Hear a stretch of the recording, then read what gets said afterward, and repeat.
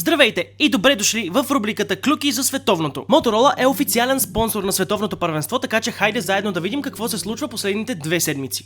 Меси пак щупи футбола. Меси стана първият човек в историята, който участва на 6 поредни световни първенства и не само. Той подобри рекорда за участие на най-много мачове на Мондиала. И да, започна турнира с хеттрик. Клюка номер 2. Най-обсъжданата пауза на световното.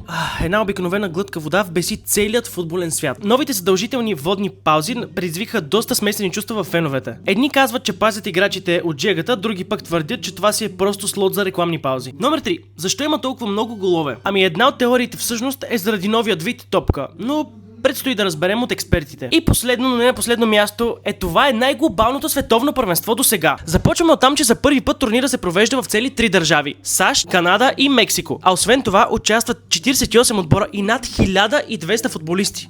Мисля, че този път ви бях подготвил доста новини, така че вие не забравяйте да последвате канала на Motorola за подобни видеа и да харесате и да коментирате какво е най-вълнуващото нещо, което видяхте по време на Мондиал 2026 година.